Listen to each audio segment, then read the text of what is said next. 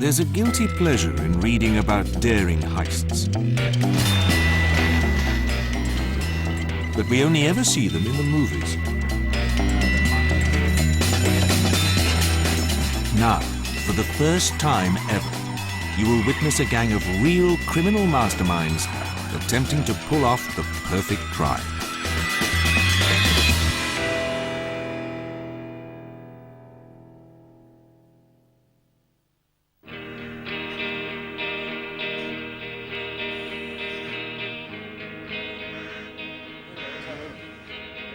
Assembled in this room are a gang of serious crooks. They are about to be unleashed on innocent victims. The target this week is worth over £1 million. It is the prototype of the new TVR, the Sagaris. This does 0 to 60 in 3.6 seconds, and it has a top speed of 190 miles per hour. It's the only model in existence. The boss of TVR knows an attempt to steal the car will be made, but has promised not to tell his staff that a heist may take place. Our criminal gang will only have a brief window of opportunity. It's being shown for the first time at the motor show at Earl's Court. Then it's being taken to a former Air Force base outside Ipswich, where it'll be stored overnight and then tested the next day. The challenge for our criminals is simple. They have to nick it and then smuggle it out of the country to Belgium. So let's meet the gang. They're all reformed, but they all have dodgy pasts. I ain't going to leave a nice car like that stuck in that little hangar. The man at the head of the table is the boss of the gang, Joey Pyle. There'll be some kind of security. A former gangster and boxing promoter, he was involved in crime from an early age. I wasn't drawn into it. I suppose I was born into it. It's a code, and it's something we lived as kids. We just grew up into it. You don't suddenly turn into it. You know what I mean? A man doesn't suddenly become a grass. He is a grass from day one. The older gentleman in the scarf, that's Peter Scott, the former jewel thief who emptied the safes of the rich and famous. What was he like in his heyday? Something as near James Bond as you can get. A little Bondish, you know? A little suave, a little handsome, a little horny, and a little dangerous. The guy with the long hair is computer hacker Matthew Bevan. He's been accused of breaking into the systems of NATO, NASA, the Pentagon, and the Korean and Chinese military. Possibly the single biggest threat to world peace since Adolf Hitler. I mean, how laughable is that, you know? Me, somebody that wouldn't even kill a mosquito, that would take it outside. The man in the glasses is extortionist Arno Funke. It took the German police 6 years to catch him. The prison psychologists registered his IQ at 145.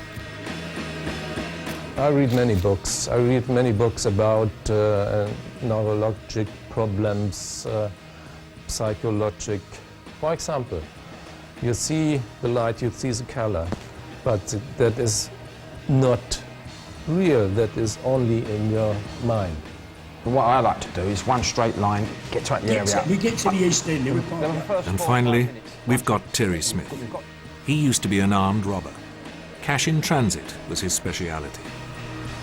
Everyone's got this preconceived notion that committing armed robbery involves violence. It doesn't. Don't have to. It involves the manipulation of fear and terror. And that's the gang. By setting them this challenge, we hope to see how heists are planned and gain an insight into the criminal mind. There's only one rule: they can't use violence. The rest is up to them. Yeah. And of course, I see Terry as the most... Terry's expertise in stopping vehicles. Yes. Now that is a very specialised skill. That's what you needed, mate. I think, just off my head straight away, I think, well, naturally, the run up to this airfield out the way would be the ideal. But we could, if we can get an ambulance or fire engine, we can just stop them under the pretence of there's been an accident or something, and then get them out. And then once they're out, all being well with Channel 4, they're ours. We can't use any violence. That's the main thing. So all we've got to do is stop it. Right, I think if that's the case, then just look as if we are... Joe, doing what we say, you know, threatening. I think if that's the case, we don't need any specialised ambulances and all that. The technique I would use would be to have a nice big box lorry on the lane. That's it. As it comes past, he overtakes the lorry, but we have another lorry facing it. Yes. So as he comes past, it's too late, it's on him. This one pulls up to his bumper, that one pulls up to him, we come out the undergrowth, we'll take it. Anybody drive an HGV lorry, a big lorry here? I cannot drive, for example, because all the people here in England drive on the wrong side. That's right, I know. We have an alternative of letting the van get to the base and being put in a hangar. Yeah. And stealing it from a hangar as a pure screwer. At night, can we get into air base? Can we get away? Plan B. That's a second, that's plan B. Yes, I accept that. Plan B. There's one thing to be thinking about with this prototype, is it going to have a tracker in it? A lot of these modern cars have got yes. GPS trackers, You can do something with it if there is a tracker with it. possibly. Could you find out if there was one, if it's bleeping or... Yeah, I think we can get some radio detection and see what sort of frequencies are coming off it. We might be able to get some jamming equipment, maybe. That'd be a better idea. I like myself, I like Terry's plan, I also like Peter's, but I think The meeting ends with Joey Pyle dividing the gang into two. that I can see it. Peter and Terry are to snoop around the Air Force Base. They must decide between Peter's plan of stealing it while it is stored in a hangar, or Terry's idea of stopping it on the way to the airbase. Arno and Matthew are to have a look at the prototype and check out the security at Earl's Court. You make notes of it, we all know what we've got to do. All right?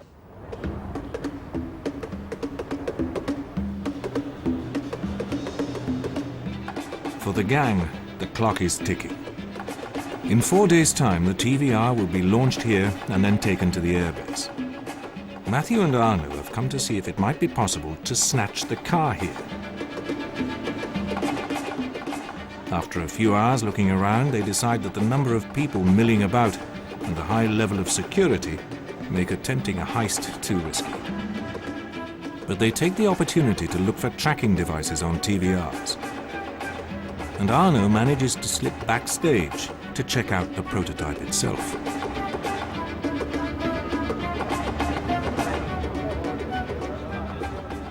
So the criminals have two options left, one of which is to hijack the TVR lorry, which they notice is sitting seemingly unprotected in a car park. Or the other would be to steal it from the aircraft hangar. But what the gang don't realize is that they're up against this man, Steve Rudge. He used to be one of Scotland Yard's finest detectives, and today he runs his own security company. He has been given the job of trying to stop this heist. He's already one step ahead of the gang, thinking about how to protect the TVR at the hangar.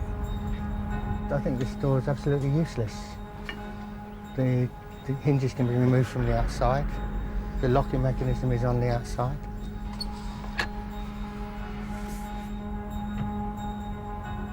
He's a man who has stopped a bank robbery single-handed and was stabbed in the line of duty. A good police officer would make a good criminal because he has to think like one. He has to think ahead of him. When a crime occurs, the policeman then has to think, well, what's the criminal's next move? A good class policeman and a good class criminal likes adrenaline. So it's no different than somebody snowboarding or mountaineering from the adrenaline rush point of view. But I think morally there is a very big, significant difference. Is I'm taking my risks on behalf of other people. They're taking their risks on behalf of themselves. So he has no intention of making life easy for the criminals in the case of the £1 million car.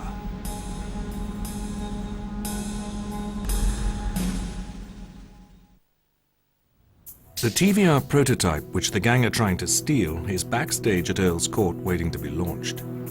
But in 3 days' time, it will be taken to the Air Force Base. RAF Bentwaters Park is 4 square miles of runways and hangars prepared for a communist attack that never came. The front gate still has its military-style defenses, but Terry and Peter chance upon the back gate, which, they are delighted to see, is not only wide open, but seemingly unprotected. Where's the lock on it? There's no lock on it, is there? Not even a lock on it. Oh, there's a paddy there. Look. That? There's no padlock on it. No. That doesn't look disused. So it's not. So they're used as warehouses then, aren't they, these places? It's not entirely unused. Or Yeah, is see, it? this is an industrial site, Pete. Yes, I think you're absolutely right. And In anyone fact, can use you it. are right. What? It's an industrial estate. It soon dawns on them that stealing it from the airbase has a drawback, as they have no idea which hangar it's going into. This can be quite difficult because there are so many possibilities. A master thief knows normally where the diamond is or the Rembrandt is, Right. but we're now talking about Guesswork. quite a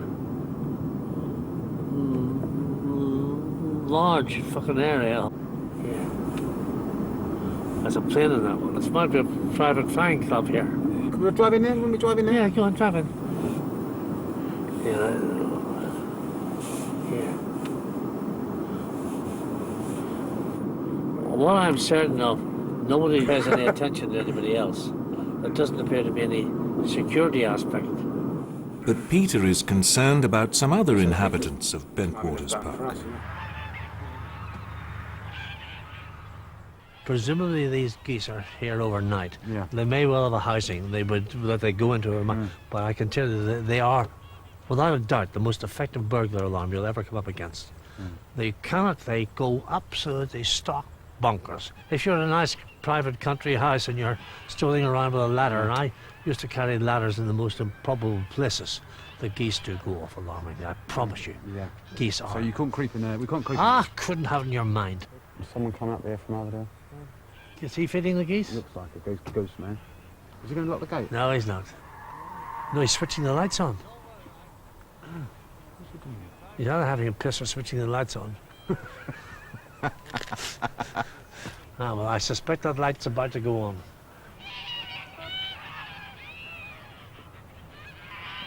This is the time of the evening I used to get the feel whether it was going to go, whether it was going to go well or not, whether you were going to crack it. You actually felt it right down in your bollocks, whether you were going to crack it. And it's absolutely amazing. 9 times out of 10, you were correct. You knew it. You felt it. It was in your water. I can imagine a few alarm bells going off, Peter, when we take it. That's what I'm worried about. Their criminal sixth sense hasn't deserted them, because on the other side of the airbase, Steve Rudge has chosen the most secure of the 22 hangars, and inside it, he's laying a trap for them. So what we're going to do is, using infrared, put an invisible wall right across the front, so that anybody breaks that wall, the alarm will trigger. And then what we're going to do is we're going to set up a conventional alarm panel with sirens. So the burglars will think that this is the actual alarm panel and will go straight to where the noise is in an attempt to disable the noise and disable... This alarm panel is a decoy. Destroying it won't stop an alarm signal reaching him remotely. Okay. Steve now feels he's covered all the bases. Earl's Court is already protected. The hangar is now secure. And as for a theft in transit, he knows that TVR has installed a satellite tracking device inside the prototype. There's now devices that you can fit to the vehicle which globally positions it to within a couple of metres. So if the vehicle was stolen, we wouldn't know exactly where it is. This may be a weakness. The tracker will not follow the progress of the prototype's journey. It is only activated once the car is stolen. So until people realize it has gone missing, the criminals have a brief window of opportunity, which Matthew Bevan hopes to exploit. We've got some sniffing equipment here. These basically, we've got a small little bugging device there just to demonstrate how it picks up. He's got himself some tracker detection So you equipment, can see there those... which will allow him to find the TVR tracker and disable it. The car. And on top of that, he plans to install a tracking device of his own on the lorry that is transporting the prototype, so they'll always know where it is. Yeah. Okay. Only turns itself on when the truck starts moving. Yeah. We can set how many times it tells us where it is. Now, at the moment, it's set for like every 2 minutes. Okay. It'll tell us a position. So on here, we've got the current position of where it is. And we wait for it then. You'll be in the shed. Exactly So this is the backup thing, in case I get stopped or whatever. You know exactly what it is. Yeah. But This criminal use of technology makes stopping the vehicle in transit a real possibility. So how do you stop a 30-ton lorry in broad daylight without raising suspicions? Well, if anyone would know, Terry would.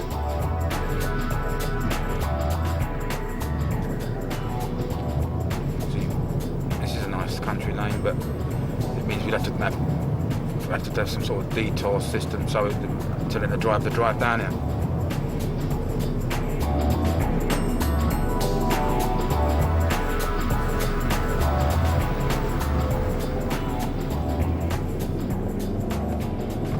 See that man? That's interesting.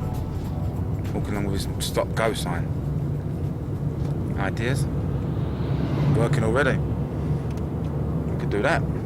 That would stop here, stop for that.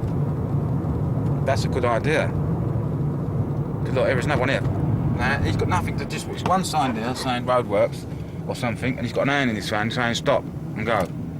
Now that would work. That's simple. That's simplicity. Terry is looking for the perfect place to stop the lorry carrying the TVR. The lack of security at the back gate gives Terry another idea. But sometimes, the way I've worked in the past is you can stop these things more or less at the gate. You can do it there. Again, there's the main gate there. There we go, this is it. Look, see these green dotted lines here? And it's like a road. It goes right through there. There's the Winston Hall, and the back gate's there. Terry seems to plan his crimes like a military operation. And this one is starting to form in his mind. But what made Terry apply his analytical mind to crime? He grew up in Canning Town in the East End, in this house. It doesn't look very much this house, what I lived in here, but at the back of it is a cemetery. And it was like my playground. I call it my Africa.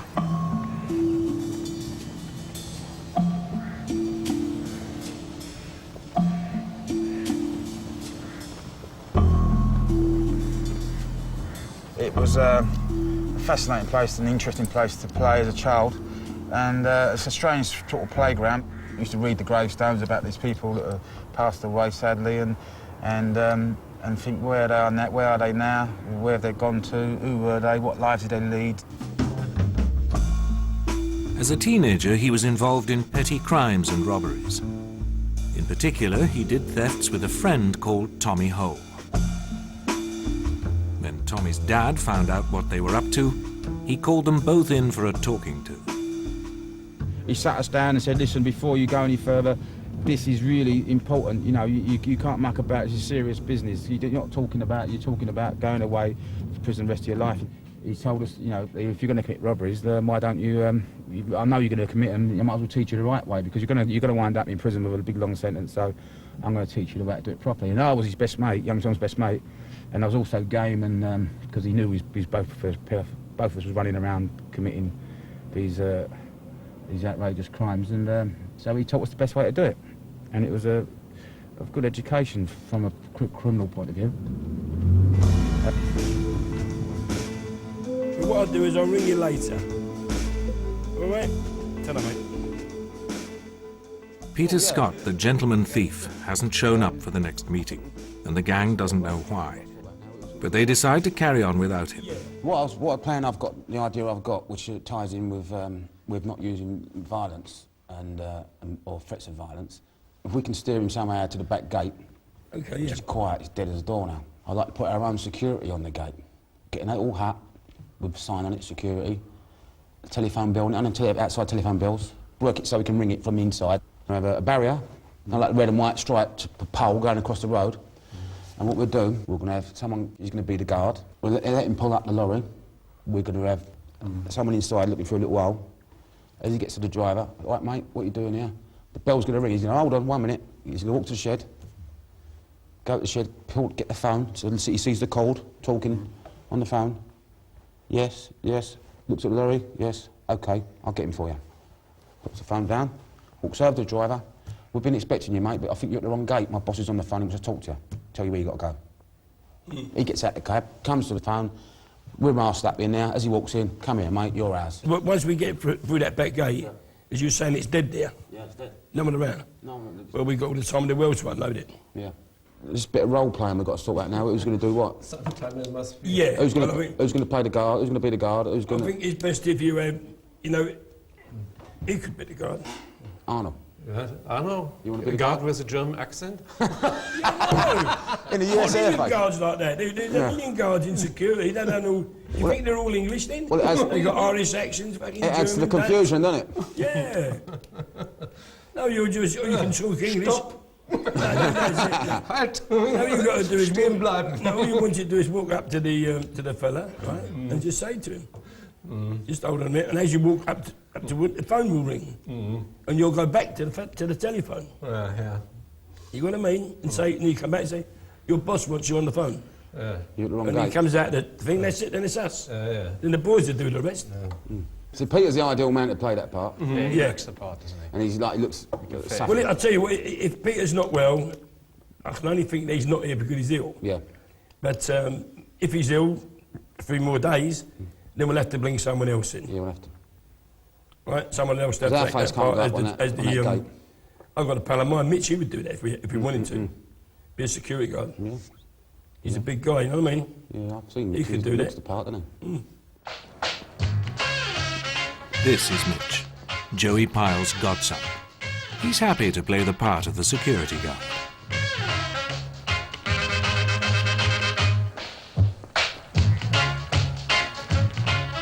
Arno is in charge of buying the security uniform.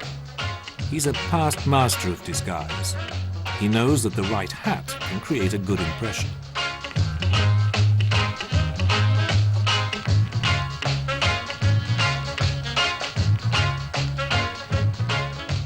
Matthew has the job of sending a fake internal memo to the TVR lorry driver, diverting him to the back gate of the airbase.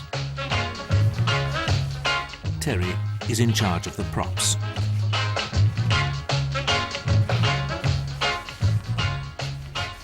You get things all pristine new and they look a bit false, and you need to create an illusion of like it's got a worn-in, lived-in feel about it, you know? That it's been there for a while. And these little run marks are really handy because it's been in the rain. It all looks proper. And people look at authority. Look, when you're in a uniform, you've got a uniform on, they listen to you. You're there for a reason. And the way we're going to do it with this uniform and the added effect of the alarm, the bell, the ringing, and oh, it's for you, my boss wants to speak to you. Who can refuse? You've got to go and talk to them. Might say something, your wife's just having a baby or something, or, you know, there might be an accident at home, that's why the boss wants to speak to you. It could be anything. So that's the idea, is to create an illusion of reality. We are not allowed to use threats of violence or use violence in any of these shows. So, which is a bit of a gutter for me, because that was really my forte. But so now I've got to use cunning, and I've got to use expertise. I've got to use, you know, it is important that we get the driver out at his own volition, so he can walk through that barrier into that office, and then we've got him. We'll be on him, grab his arms quickly, he can't do nothing, and I will talk to him like your doctor would, practically. You say, like, you know, don't worry, we no problems, it's only a small operation, we won't break your leg, just do as you're told, and then we'll be okay. Terry's experience in this comes from the 1980s, when he was doing a succession of carefully planned robberies. But eventually the law did catch up with him, and he was sentenced to 15 years in prison.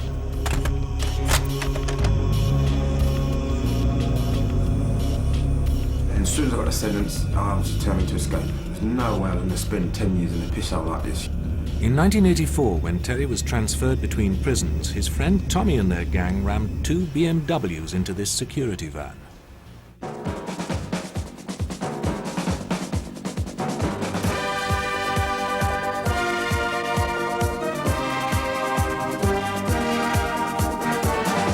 Now this month's photo calls, people you might recognise whom the police would like to interview. See if there's anyone here you think you know.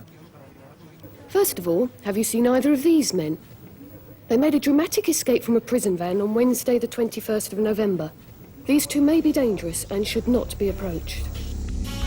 Despite the huge publicity, Terry remained at large, living in disguise, pretending to be a supermarket manager called Andrew. He was back robbing banks. The 1980s was a gold rush for bank robbers, and Canning Town was the Wild West. Well, this place here used to be NatWest Bank, and in Canning Town folklore, it's now a dentist. It's got robbed so many times that it shut down.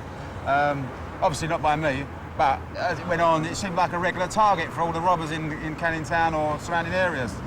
In fact, the other bank down the road, they got robbed, that's been shut down, and the one across the road now, that's been robbed so many times at Abbey National that they're just putting cash machines in it now, and there's no banks in Canning Town at all.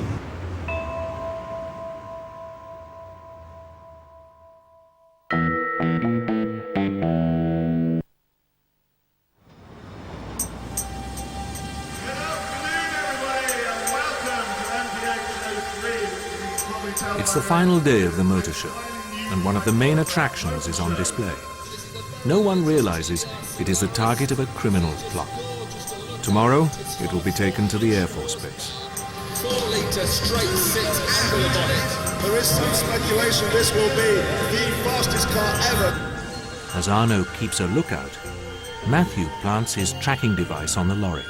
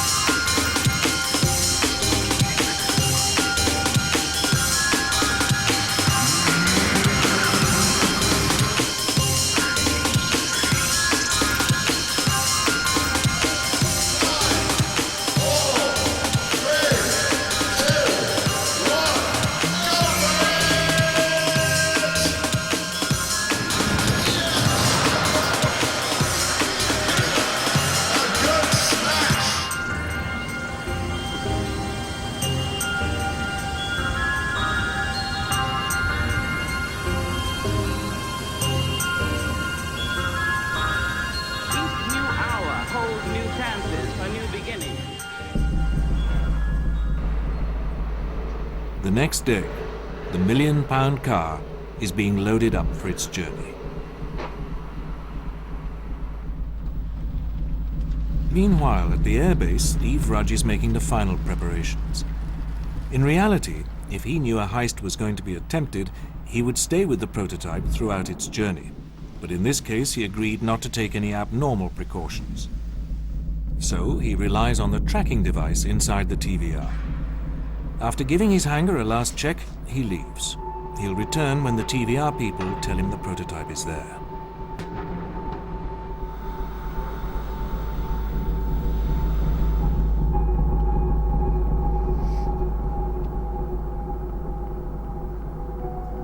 Matthew is tracking the lorry already. It's due to arrive at the airbase at 5 p.m. If it's not there by around 6, the security tracker will be activated. So the criminals will have about an hour to play with.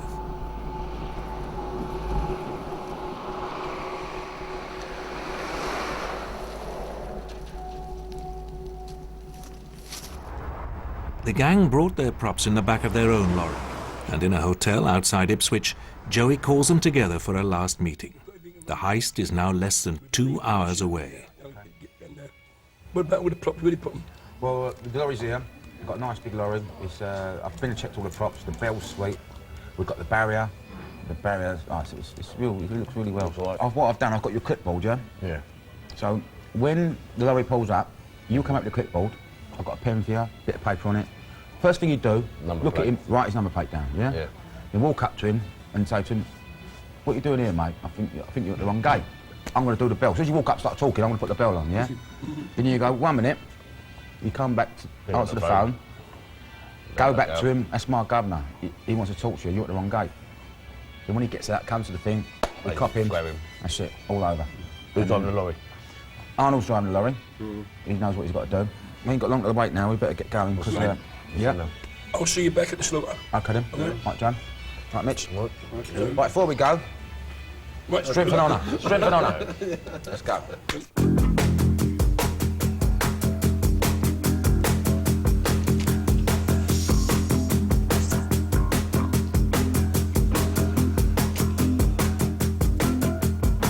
Waking me down when the speed of your hour. You just don't want to stay there.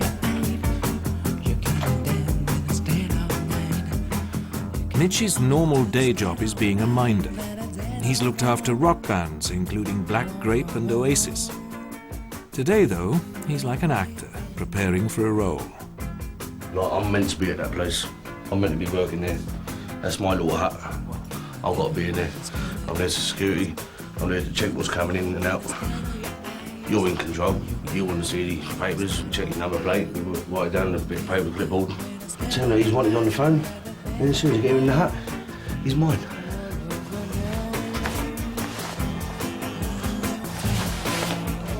Slow down.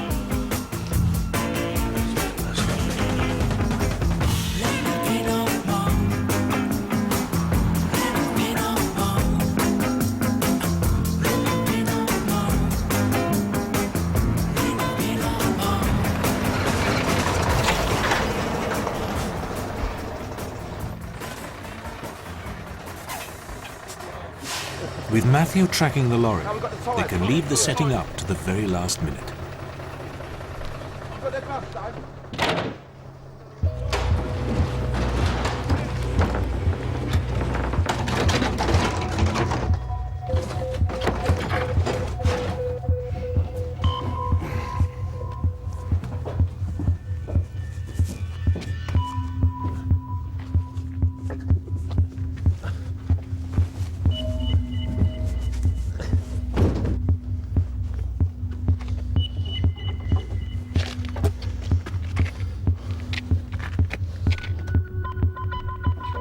Got it, yeah?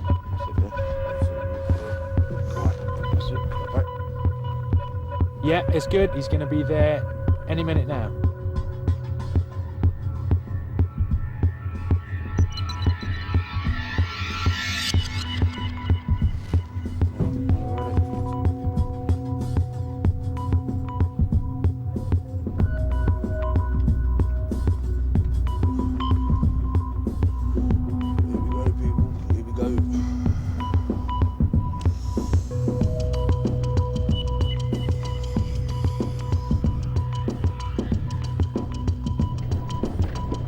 The success or failure of their plan may depend on this man. Before the lorry left Earl's Court, we concealed a hidden camera in the cab. He has absolutely no knowledge of the heist. As far as he's concerned, he's just delivering the prototype. Will he fall for their fake security?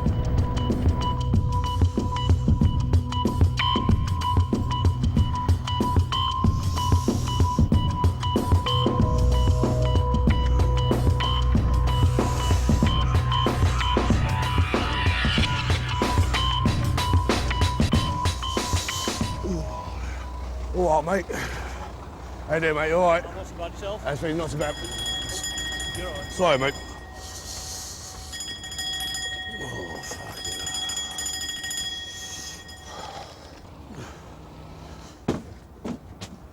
hell. Yeah, hello. Yeah. No, he's at this gate now. All right, I'll give him a call. All right.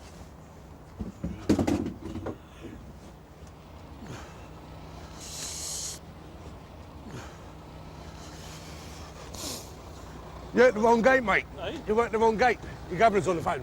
Sure did. Your governor's on the phone. I've heard of him for a minute. He must be here. All right. Oh, I thought I saw the car. Well, they're not just come through the silver TVR. not that I know of. Not the last 5 minutes, 10 minutes. No, mate, I ain't getting past fucking me. Yeah. Oh, dear. Yeah, you're all right there, mate. Right, mate, come here. Behave yourself. Listen, no, we can go out, yeah? All we want is a car, yeah? In real life, we would have just claimed him there and tied him up. But he couldn't do that to him. So once he got inside the hut, we was all there, and he had to be told by the TV people, this is the gun. Don't worry, you're not in no danger. Then the guy felt relaxed. But thank fuck for that, you know what I mean? We're going to take you for a little ride, yeah? The driver agreed to play along, and so the TVR is now in the gang's control, and they're heading for the slaughter. That's a criminal term for where stolen goods are taken.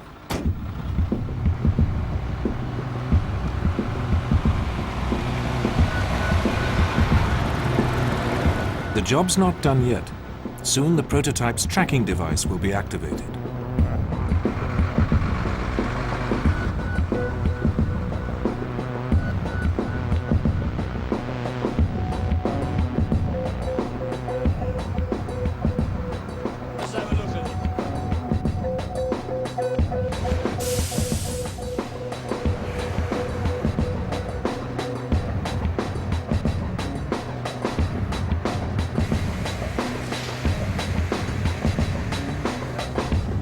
Don't scratch it, Tell boy. That's it, Tell. Nice one. Nice one. Stop there, I think. £1 million worth of car has to be handled delicately. Hand it up. Whoa! Hand up. The criminals don't seem too concerned with admiring the prototype. There's an intensity about them. They know that the clock is ticking. As soon the TVR will be missed. We ain't going to need the carrots. See you later. We're going to do it. Sorry, We got it! Miles. No one see us? Well, you said you'd get it and we got it. So that's it. All right, Arno? We'll have a meet Good up boy. next week or Miss something, yeah? Mitch. He done well, didn't he, Mitch? He done well, yeah.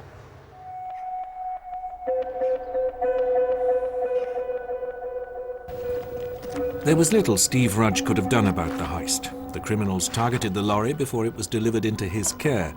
But since he's a man who has solved dozens of such cases, we asked him for his assessment of this heist. It looks like they put a dummy security man, stopped the lorry and took the truck, basically. Rudge's flying squad experience is obvious. He sees evidence all around him. I would take an imprint of these tracks. But something's turned here, and these are not tractor tyre marks. So Soon the pieces of the jigsaw seem to be slotting into place. how many? A spotter, a guard, and one for the muscle. So I would be looking for a team of at least 3, one who is capable of driving a heavy goods vehicle. There's too much left behind. There's too much left behind, and what would be done normally now is that we would check the method index, which is a national database of crimes and the way crimes have been done. We will search for crimes where they've used artificial roadblocks, look for crimes where they've impersonated security guards, and try and track through that way till eventually you come down to the person. But there is a very, very strong possibility here that in a live situation that there would be a fingerprint or DNA evidence which would tie straight away to a known criminal. We'll give you a name. You can't beat the police force. I'm not saying you can beat them. Let it be, but what I'm saying is we can do things and not get caught. You know what I mean? Don't tell me every crime that's done in the country, people get caught for it. I don't think so. They didn't say a lot. Didn't say very much at all. Told me they just wanted the car, and if I did as I was told, I wouldn't get hurt. Right. That was about it. Kept my head down, so I couldn't really see very much at all. Okay. Put your head down. Yeah. Shoes? Although initially the driver seems to remember little, Steve Rudge is able to trawl through his memory. They bundled me at the back of the yellow lorry and took me off. What yellow lorry? There was a yellow lorry that they threw me in the back of. Right. What type of lorry? Mercedes. Small one, big one, 7-tonner? 17-tonner. 17. Right, let's go back to these guys. Race, let's start with race. Black, white, Chinese, Well, the English. security guard was white. Anything distinctive about them? Any accents? Yeah, East London accent, I would have said. Security guard had a goatee beard. Yeah, he's got good descriptions. I mean, you know, a nice tall guy with a goatee beard. We can run that through the indexes, so there's a very strong possibility that we can pick him up. Clearly, with the way this has been done, this is not their first attempt at this. So I think that historically they somewhere are going to be in the system. Only witness was the lorry driver. And I suppose he's give the description of Mitch, a big fella, security man, this, that. Yeah. It's the only one who could really say he never had a mask on. But if the copper thinks that's what he can do, we'll go and have a look at Rose Gallery. He can look there from now to this time next year because Mitch is not in there. And Mitch has not been in any trouble with the police. Never had his fingerprints taken either. So he's got a long look, hasn't he?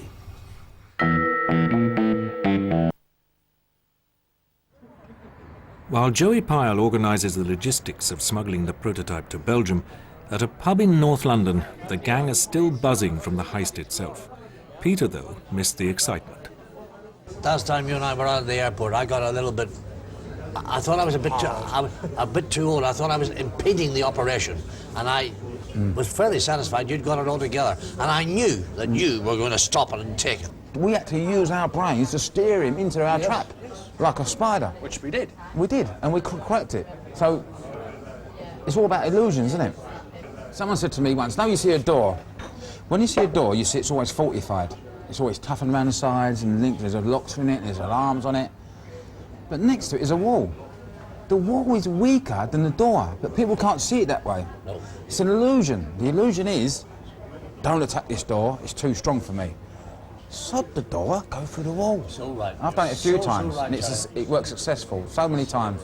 Reece, I started to see myself as a liability, that's all there's to it. No way, Pete. I know, but Peter, we love you on board, mate. On my life, you are a credit. We bounce off each other, and plus we... Challenges and that little bit of madness in us, haven't we? You set targets, you like me, I set targets. But the work's more important. I set targets. I set targets when I was robbing X amount. I went to another X amount, another X amount. Then I realised I wasn't interested in money anymore. I was the buzz, the thrill, the excitement. Exactly, that's why it took over my life. But the bigger the money, the bigger the buzz. It was this addiction to excitement that was to be Terry's undoing.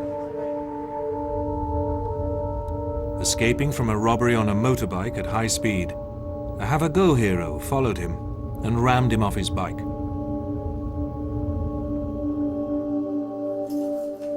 Terry woke up in a hospital bed, his leg almost completely severed. At his bedside were the police. He would spend the next 15 years in prison. This time, there would be no escape.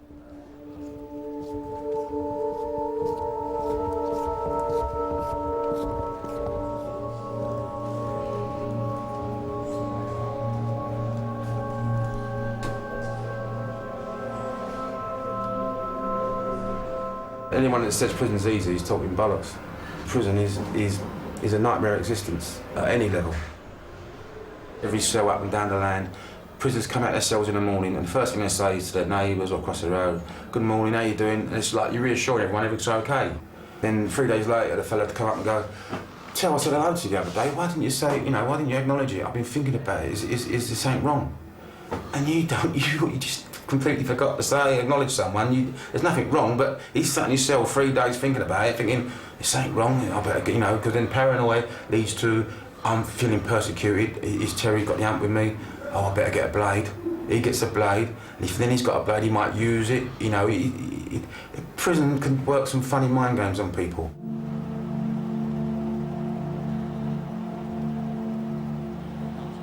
So it's with mixed emotions that Terry reapplies his criminal mind. He's caught between some painful memories and the desire to show his previously secret expertise.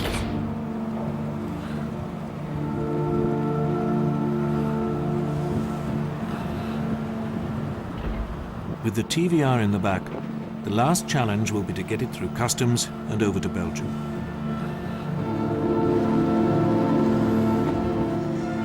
But Terry has a worry. His passport may still be in the customs computer system. But he decides to take the chance.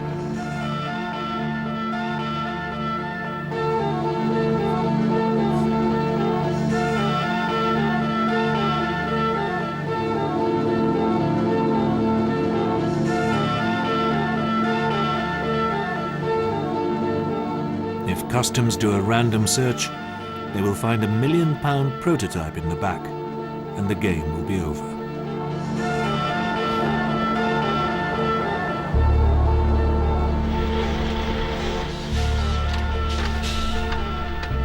Got your passport, sir? You mate.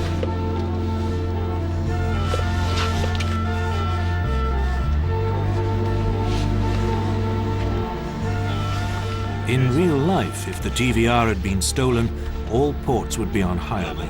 Hello. Yeah. Noodles in the main deck down to lane 6. There you go, mate. Cheers. See you later. Thanks a lot.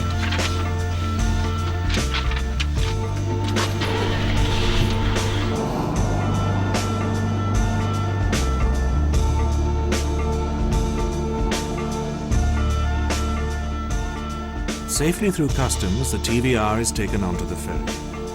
It would then disappear into the clandestine world of the Continental Motor Trader. Once again, the gang seems to have pulled off the perfect crime. But if the buzz of such a heist appears seductive, then take a look at the downside of the adrenaline rush. When Terry looks back on his past, he remembers the brushes with death, the nightmare of prison, and above all, the fate of his best friend and partner in crime, Tommy Hole. Just looking at his photo now, it brings back, a lot of sad memories for me, to be honest with you, because but when he needed help, he didn't have me by his side, and I feel a bit sort of upset about that, because I would love to have helped him. I'm sure I could have helped him get out of the trough he was in at the time in Parkhurst Prison. They found him hanging, and getting through a long sentence is hard. It's really hard. It ain't easy. You got to be strong all the way. And I owe him a lot. I mean, if it wasn't for this man, my daughter wouldn't be alive either. He bust me out of prison. My daughter was born. It's just I owe him so much. I can't repay him now. He's gone. But best I can do is just honour him for the rest of my life and pray for him, really. It's almost just like he's saying to me, "See you later," Tel, in the photo. It's like he's waving to me, saying like, "See you later, Captain." Tommy is buried in the East End Cemetery where Terry used to play. Tommy is buried in the East End Cemetery where Terry used to play as a kid. All of our gang chose to operate outside the law, and they all, in one way or another, paid a heavy price.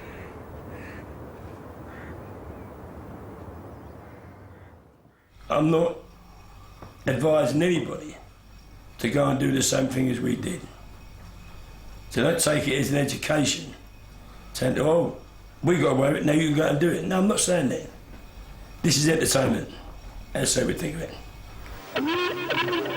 In the end, the gang rather reluctantly returned the prototype to TVR.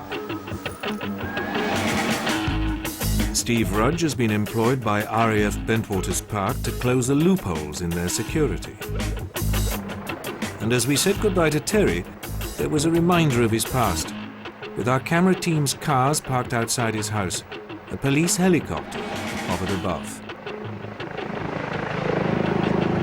My friends, they might be curious that you're here. They might think it's a gang meeting or something. It's nice to be looked after anyway. At least they're protecting me. Walking down the road with no blame in your hand, turning to bed. That's what they say. Truly